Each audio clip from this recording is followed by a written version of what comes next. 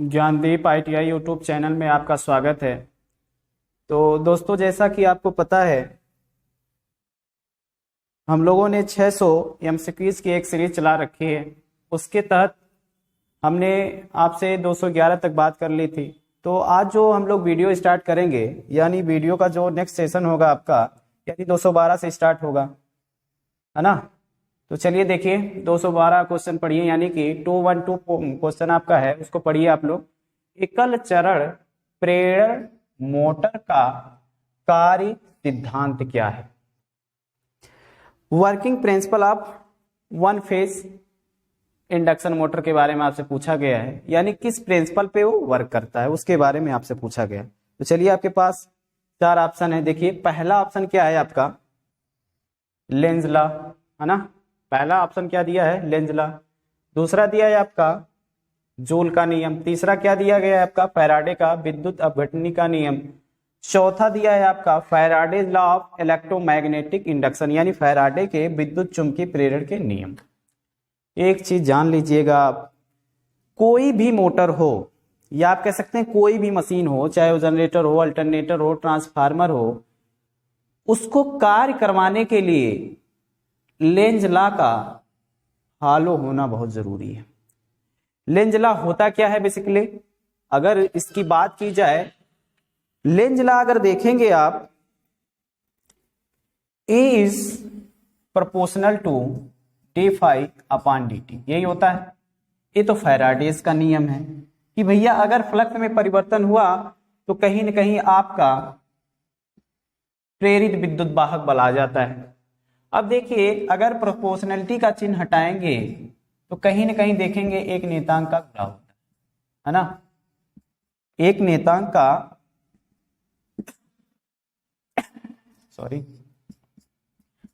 ये फार्मूला आप देखे होंगे, यही निकल के आता है। तो चीजें जो होती हैं, अगर ये आपका उत्पन्न हुआ, तो अगर लेंज लॉ को फॉलो करवाना है तो ये उत्पन्न हुआ, तो ये कहता है, लेंज लॉ ये कहता है कि हम जिसके कारण उत्पन्न हुए हैं हम उसी का विरोध करेंगे। तो जो मशीनें आपकी होती हैं, जो चलती हैं, इन्हीं के ऊपर डिपेंड है, यानी कि आपका पहला वाला ऑप्शन सही हो जाएगा, नहीं लेंज का नियम। ठीक है, वर्किंग प्रिंसिपल जो होता है आपका लेंज लॉ पे कार्य करता है। चलिए अगला देख लीजिएगा। अगला क्वेश्चन देखिए, चलिए ऑप्शन अभी पूरा दिखाई नहीं दे रहा होगा, लेकिन देख लीजिए, पहले क्वेश्चन पढ़िएगा। What is the name of single phase motor, यानी सिंगल फेज मोटर का नाम क्या है, उसके बारे में आपसे पूछा गया है ना दोस्तों। तो देखिएगा, पहला दिया है आपका इस प्रकार से, अगर फिगर, चलिए अभी आप ऑप्शन पे मत जाइएगा। पहला देखिए, अगर इस तरीके से अगर आपका फिगर आ जाए,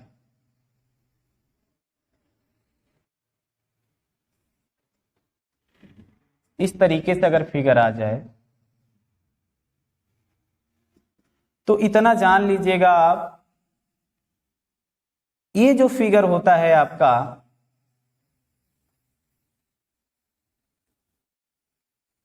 रोटर भी बना लीजिए आप, देख रहे हैं, ये हमारी होती है रनिंग बाइंडिंग। कौन सी बाइंडिंग होती है आपकी? रनिंग बाइंडिंग इसको बोला जाता है। W से जान जाइएगा या समझ जाइएगा कि बाइंडिंग है। ये आपकी होती है स्टार्टिंग, या जिसको हम सहायक बाइंडिंग बोलते हैं, स्टार्टिंग। ठीक है,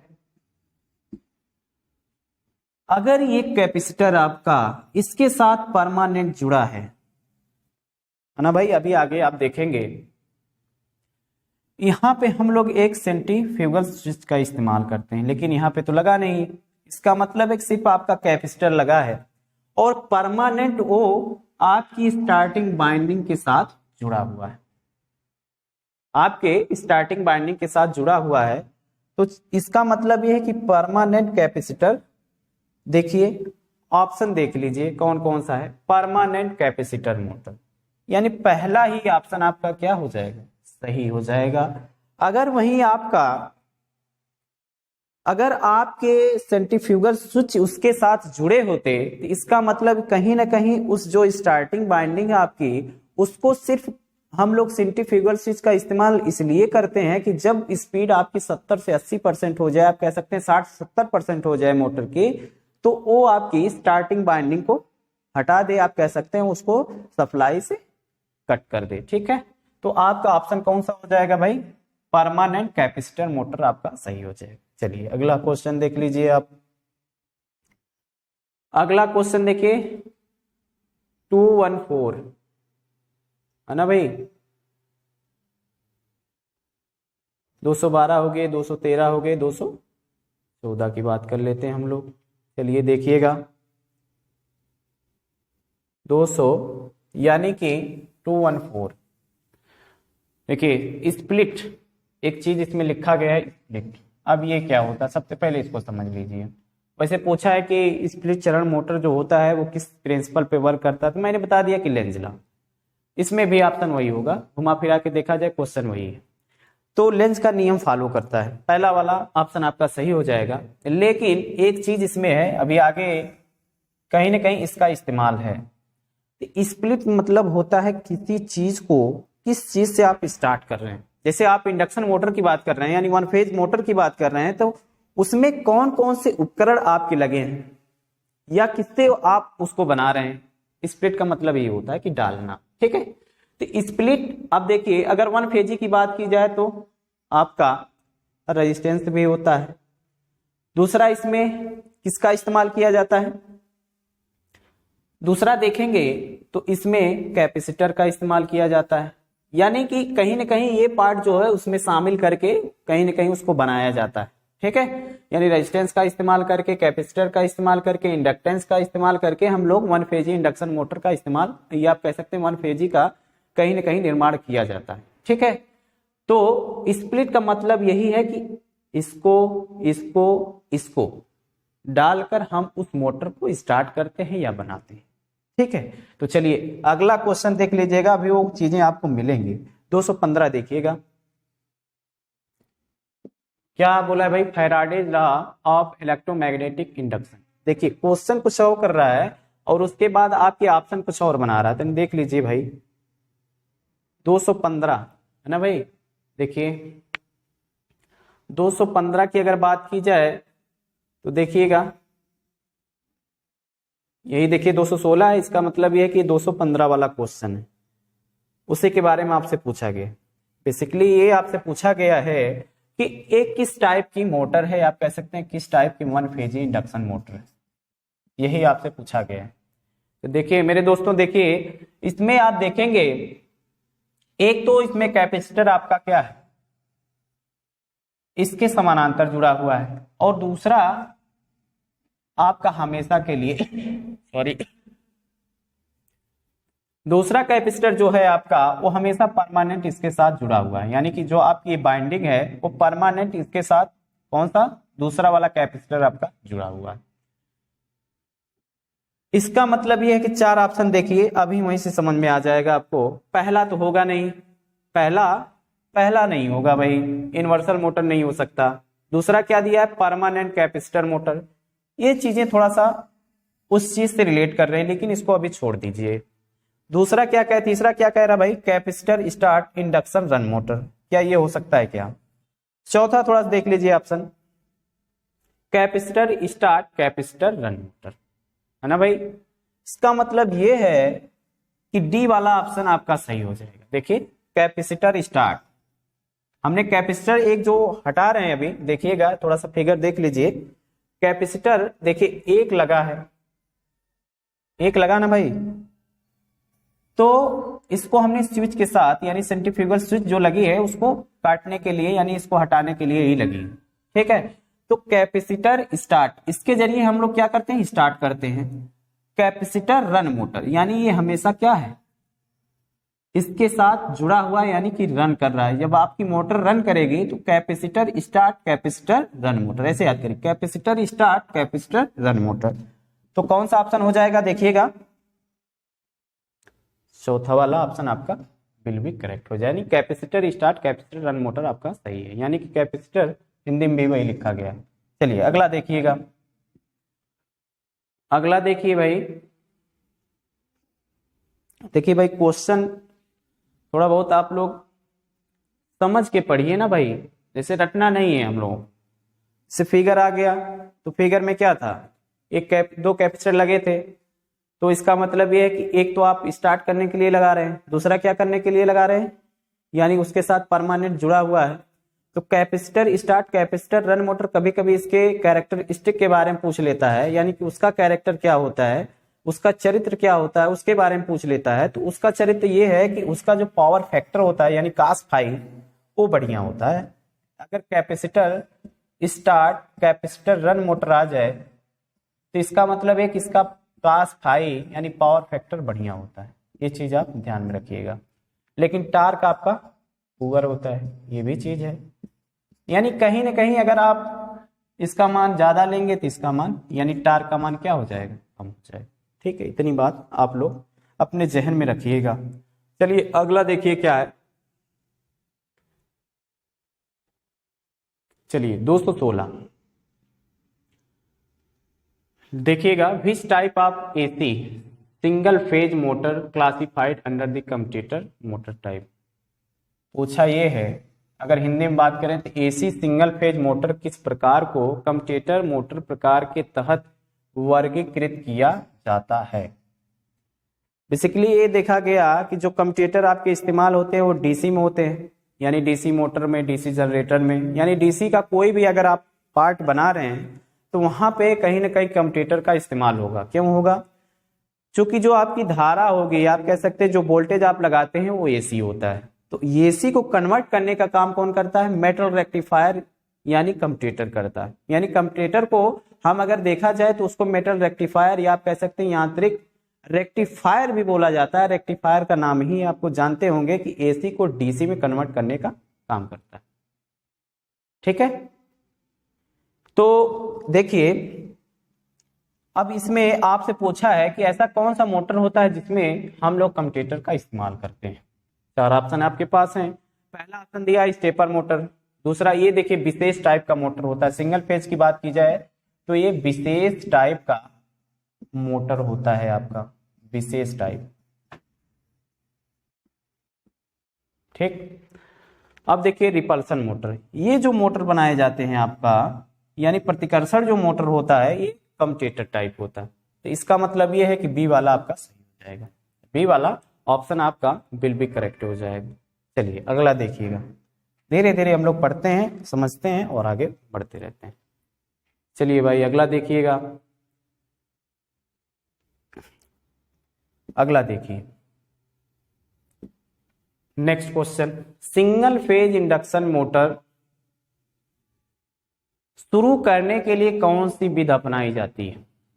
मैंने जब दूसरा क्वेश्चन मैंने पढ़ा था उसमें मैंने बताया था कि स्प्लिट एक चीज होती है ना भाई, जिसमें मैंने बताया कि रेजिस्टेंस हैं आपके, इंडक्टर हैं आपके, उसके बाद आपके कैपेसिटर हैं। ये सारी चीजें कहीं ना कहीं हम लोग उसमें इस्तेमाल करके आपकी सिंगल फेज मोटर बनाई जाती है। तो इसका मतलब ये है कि पहला वाला जो ऑप्शन है आपका सही हो जाएगा, यानी कि फेज विभाजन की विधि, है ना। तो ए वाला आपका सही हो जाएगा। चलिए अगला देखिएगा,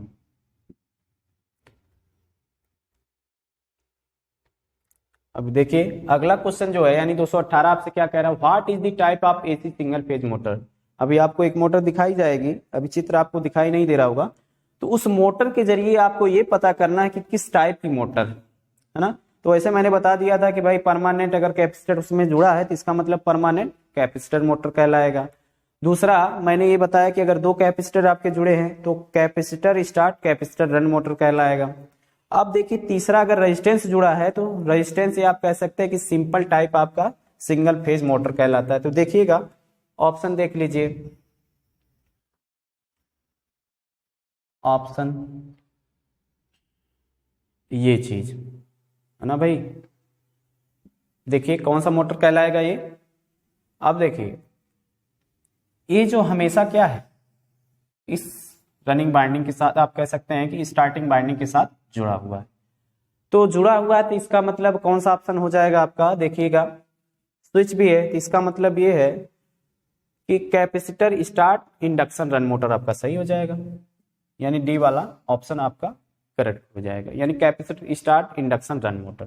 ठीक, अगला देखिएगा, नेक्स्ट क्वेश्चन देखिए 219। बहुत बढ़िया क्वेश्चन है, इंपॉर्टेंट क्वेश्चन है, ऐसे क्वेश्चन एग्जाम में आपके आ जाते हैं। तो देख लीजिए, पहले देखिए सार्वभौमिक मोटर के अपकेंद्री स्विच गति नियंत्रण विधि में संधारित्र का उद्देश्य क्या है।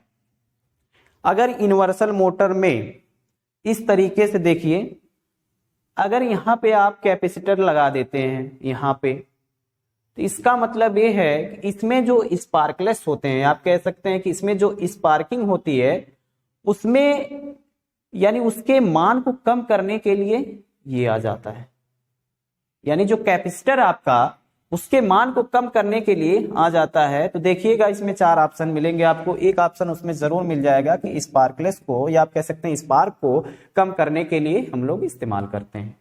तो चलिए देखिए, पहला दिया है आपका निरंतर गति बनाए रखने, गलत है। दूसरा क्या दिया है, इंप्रूव द पावर फैक्टर। अगर उसके समानांतर ये चीज जुड़ी रहती कैपेसिटर, यानी कि उसके आर्मेचर के साथ अगर जुड़ा रहता तब तो ये चीजें सही हो जाती, लेकिन जुड़ा नहीं है, इसका मतलब कि अलग से लगाया गया है। दूसरा क्या, तीसरा क्या दिया गया है, ओवरलोडिंग से बचाएं, ये भी गलत है। तो आपका कौन सा ऑप्शन सही हो जाएगा, reduce the spark on the contact, यानी संपर्कों पर स्पार्क को कम करने के लिए किया जाता है। डी वाला ऑप्शन सही हो जाएगा। चलिए अगला देखिएगा, अगला आपसे क्या कह रहा है, बढ़िया क्वेश्चन है, रिपीट क्वेश्चन है, इंपॉर्टेंट है लेकिन रिपीट है। इसके बारे में मैंने पिछले वीडियो में आपको बताया था कि समरसेबल में रिवाइंड करने के लिए किस प्रकार के बाइंडिंग तार का उपयोग किया जाता है ना भाई। तो देखिएगा,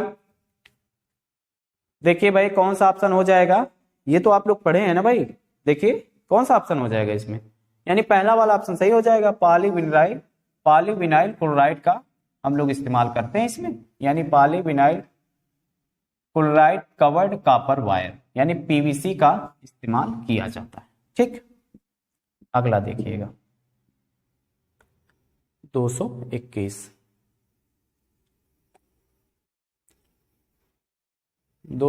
देखिए,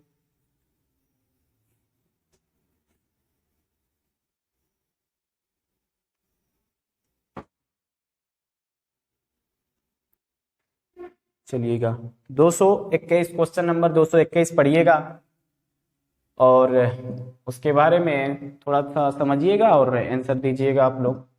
किस प्रकार के एसी सिंगल फेज मोटर में कम स्टार्टिंग टार्क होता है। बहुत बढ़िया क्वेश्चन, इंपॉर्टेंट क्वेश्चन है, तो डाल लीजिएगा इंपॉर्टेंट, अक्सर एग्जाम में आ जाते हैं।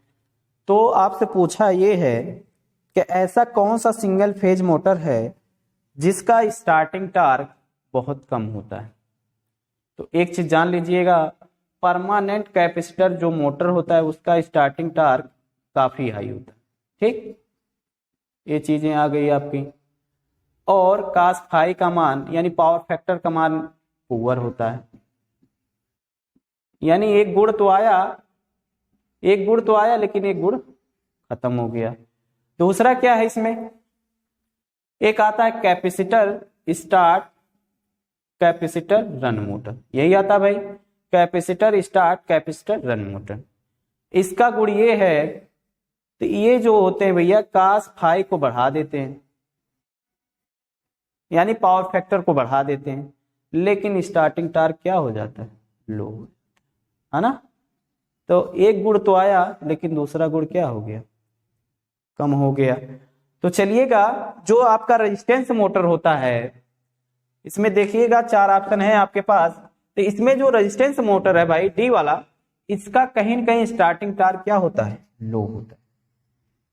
ठीक है, यानी प्रतिरोध इंडक्शन मोटर, आपका आंसर सही हो जाएगा। चलिएगा अगला क्वेश्चन देखिए 222।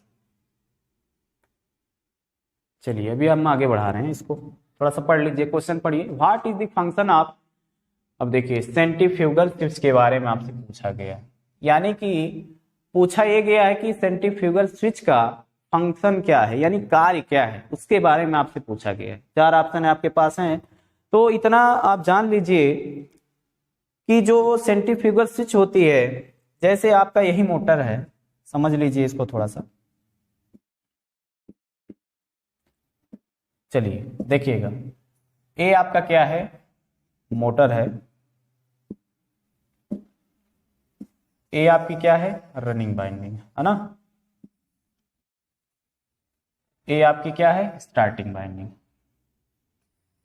अब यहां से हम लोग क्या करते हैं, कैपेसिटर लगा देते हैं और इसके साथ सॉरी सीबी है, यानी सेंट्रीफ्यूगल स्विच है। और आपका बीच में क्या होता है, रोटर होता है। इतना तो आप जानते ही हैं, है ना भाई। अब देखिएगा, यहां पे जैसे ही आप सप्लाई देंगे, चलिए जो भी सप्लाई देंगे वो जो भी क्रिया होगी बाद में देखा जाएगा, बेसिकली इसका वर्क पूछा है। तो मैंने एक चीज बताया कि आपकी अगर स्पीड यानी रोटर की स्पीड 60 से 70% हुई, या यानी फुल स्पीड का अगर 60 से 70% है, जैसे अगर आपकी मोटर 7 आरपीएम पे चल रही है तो इसका 70% जो भी होगा कितना हो जाएगा भाई, 749, लगभग वही 500 के करीब है ना। जैसे ही इसकी स्पीड होगी क्या होगा कि भैया ये जो आपकी स्टार्टिंग बाइंडिंग है इसको काट देगा, स्टार्टिंग बाइंडिंग। ये आपकी रनिंग बाइंडिंग है, इसको हटा देगा सप्लाई से। अब आपकी जो मोटर होगी वो ओनली किस पे चलेगी, रनिंग बाइंडिंग पे चलेगी, ठीक ना, ओनली रनिंग बाइंडिंग पे चलेगी। तो इसका मतलब ये है कि सेंट्रीफ्यूगल स्विच का वर्क क्या है भाई, स्टार्टिंग बाइंडिंग को काटना, ठीक है। तो इसमें ऑप्शन आपको मिल जाएंगे, देख लीजिएगा। देखिए पहला क्या दिया है, मेंटेन द कांस्टेंट स्पीड, गलत है। तरीका देखिए, ब्रेक द स्टार्टिंग बाइंडिंग, ये भी गलत, सॉरी बी वाला ऑप्शन आपका चाहिए, यानी ब्रेक द स्टार्टिंग बाइंडिंग। और देख लीजिए ब्रेक द रनिंग में, ये भी गलत है। चौथा देखिएगा, चौथा देखिए क्या कह रहा है आपसे, चौथा protect the motor from the overload. इसका मतलब है कि बी वाला ऑप्शन आपका सही हो जाएगा, यानी कि स्टार्टिंग बाइंडिंग को, आरंभिक बाइंडिंग को विसंयोजित यानी तोड़ने के लिए इसका इस्तेमाल किया जाता है, कह सकते हैं कि इसको हटाने के लिए हम लोग इस्तेमाल कर सकते हैं। चलिए अगला देखिएगा, अगला 223।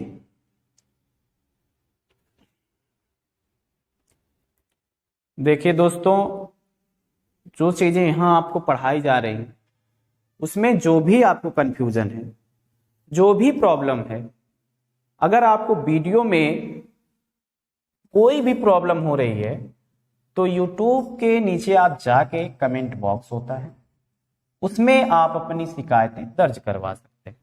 यानी वहां से आप क्वेश्चन पूछ सकते हैं कि ये क्वेश्चन कैसे हुआ, इसमें आपने कौन सा नियम अप्लाई किया, आपने ये ऑप्शन क्यों सही किया गया। तो यहां से कमेंट के जरिए आप कहीं ना कहीं हमसे पूछ सकते हैं, उसका रिप्लाई भी आपको मिल जाएगा, ठीक है। तो ये चीजें जो है थोड़ा सा आप लोग करते नहीं है, बस वीडियो देखकर लाइक शेयर भी नहीं करते हैं। अगर वीडियो आपको पसंद आ रही है तो हमारा भी मोरल बढ़ना चाहिए भाई ना। अब आप लोग वीडियो देखते हैं, उसके बाद वीडियो देख के खत्म बोल वही छोड़ देते हैं।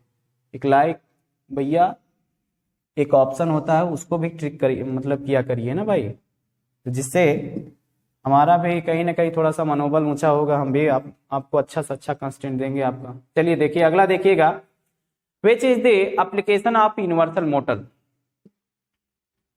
आपसे पूछा है सार्वभौमिक मोटर का अनुप्रयोग कौन सा है, यही ना भाई, यही क्वेश्चन है ना। हाँ 223। तो एक चीज जान लीजिए, इसमें जो आपका यूनिवर्सल मोटर है उसको हम लोग हाई स्पीड पे चलाते हैं, यानी इसकी स्पीड काफी हाई होती है। एक पॉइंट यहां से निकल के आ गया कि अगर आपको हाई स्पीड वाला मोटर चाहिए तो कौन सा प्रेफर करेंगे भैया, सार्वभौमिक, या आप कह सकते हैं यूनिवर्सल मोटर का इस्तेमाल किया जाएगा, ठीक। तो इसमें जो बी वाला ऑप्शन है, फूड मिक्सर, भोजन मिक्सर में इसका इस्तेमाल किया जाता है यूनिवर्सल मोटर का, ठीक है। चलिए अगला देखिएगा, अगला 200 सेकेंड लास्ट क्वेश्चन है आपका, सेकेंड लास्ट क्वेश्चन है, देखिए 224। आपसे पूछा क्या गया है, विच single phase motor is fitted with the wound rotor. तो चलिए देखिएगा, ऑप्शन देख लीजिए, वाउंड रोटर के साथ कौन सी एकल कला मोटर फिट है।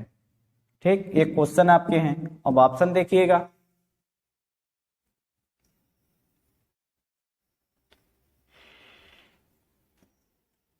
चलिए कौन सा हो जाएगा ऑप्शन भाई, कौन सा हो जाएगा। देखिए पहला ऑप्शन क्या दिया गया है, रिपल्सन मोटर।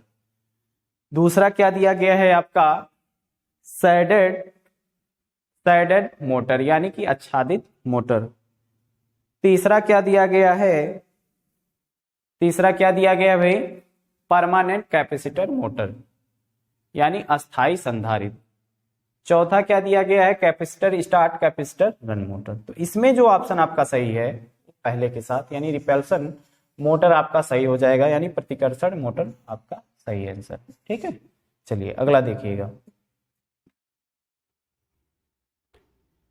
अगला बढ़िया क्वेश्चन, इंपॉर्टेंट क्वेश्चन है, ध्यान से देखिएगा इसको। और आज का लास्ट क्वेश्चन इंपॉर्टेंट है ये। आपसे ये पूछा गया है, क्वेश्चन पढ़ लीजिए आप लोग। क्वेश्चन में ये पूछा गया है कि ये बताइए कि रनिंग बाइंडिंग और स्टार्टिंग बाइंडिंग का रेजिस्टेंस कितना होता है। यानी उन दोनों में कंपैरिजन पूछा गया है कि ये बताइए कि देखिए प्रतिरोध के संबंध में एकल चरण इंडक्शन मोटर की रनिंग बाइंडिंग और स्टार्टिंग बाइंडिंग के बीच क्या संबंध। ओवरऑल देखा जाए तो इसका मकसद है पूछने का ये कि जो आपकी स्टार्टिंग बाइंडिंग है और जो आपकी रनिंग बाइंडिंग है उन दोनों के रेजिस्टेंस में क्या रिलेटिविटी है उसके बारे में आपसे पूछा गया। तो देखिएगा एक चीज आप जान लीजिए, ये जो होती है आपकी, चलिए इसको फिर से बना लेते हैं हम लोग। देखिए ये आपकी कौन सी बाइंडिंग कहलाती है भाई, रनिंग बाइंडिंग। ये आपकी कौन सी बाइंडिंग कहलाती है भाई, स्टार्टिंग बाइंडिंग। लेकिन एक चीज इसको थोड़ा सा और हम लोग बढ़िया समझते हैं।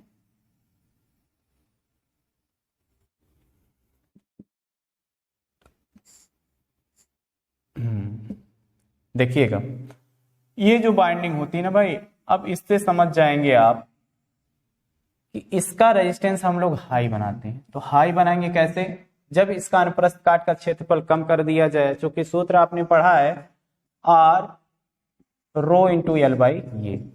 आर बराबर क्या होता है, rho into L by A. अगर इसका मान कम हो गया तो इसका मतलब है कि रेजिस्टेंस का मान क्या हो जाएगा, बढ़ जाएगा। तो हमने क्या किया कि पतले तारों को इसको बना दिया। ठीक, अब इसका रेजिस्टेंस लो होता है, इसका मतलब इसको मोटा बनाना पड़ेगा। इसका रेजिस्टेंस लो होता है, इसका रेजिस्टेंस हाई होता है।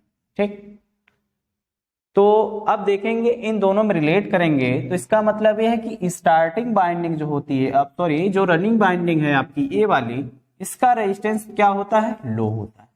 लेकिन एक फैक्टर निकल के आता है जिसका नाम यल है, उसका मान हाई होता है। अब यहां देखेंगे आर का मान कम है लेकिन यल का मान यानी इंडक्टेंस का मान ज्यादा है, लेकिन यहां देखेंगे आर का मान ज्यादा है जबकि इंडक्टेंस का मान क्या है, कम। दोनों में यही डिफरेंसेज होता है। कभी कभी अगर मान के चलिए आपसे ये पूछ लेता है कि बताइए इंडक्टेंस किस बाइंडिंग में यानी रनिंग बाइंडिंग में ज्यादा है कि आपकी स्टार्टिंग बाइंडिंग में ज्यादा है, तो आप यहां से कंपेरिजन लगा सकते हैं कि स्टार्टिंग बाइंडिंग का जो इंडक्टेंस होता है वो कम होता है। ठीक, और आपका जो रेजिस्टेंस होता है वो हाई होता है। स्वाभाविक सी बात है कि जिसका रेजिस्टेंस ज्यादा होगा उसका यल कम हो जाएगा, जिसका रेजिस्टेंस कम है उसका यल ज्यादा हो जाएगा। चलिए देख लीजिए, ऑप्शन देख लीजिए, उसके बाद क्लास को ओवर करते हैं हम लोग। देखिएगा पहला दिया है क्या आपका, both resistance will be equal. क्या ऐसा मैंने बताया क्या, नहीं। दूसरा क्या दिया है कि running binding is less, starting binding is more. क्या जो मैंने बताया इससे सेटिस्फाई हो रहा है क्या। मैंने क्या बताया कि जो रनिंग बाइंडिंग है उसका मान यानी आर का मान कम। अब देखिए यहां बोला भी गया कि रनिंग बाइंडिंग इज लेस, इसका मतलब ये ऑप्शन तो करेक्ट हो गया। अब देखिए जो दूसरा वाला ऑप्शन इसमें जोड़ा गया है उसको देखिए, यानी starting binding is more. Starting binding is more. ऐसा मैंने बताया था कि अगर स्टार्टिंग बाइंडिंग का रेजिस्टेंस आपने देखा ही है, क्योंकि उसको पतले तार का बनाया जाता है तो उसका रेजिस्टेंस काफी हाई हो। ये रहे आपके जो भी 13-14 क्वेश्चन थे उसको मैंने करवा दिया। अब जब भी वीडियो बनेगी यानी जब भी इसके ऊपर लेक्चर लिया जाएगा आपको प्रोवाइड करवा दिया जाएगा। लेकिन उसके साथ साथ अगर हमारे चैनल पे पहली बार विजिट कर रहे हैं तो आप चैनल को सब्सक्राइब कर लीजिएगा और बेल को भी प्रेस कर लीजिएगा, जिससे समय समय से आपको नोटिफिकेशन मिलती रहे। ठीक है, बहुत बहुत शुक्रिया।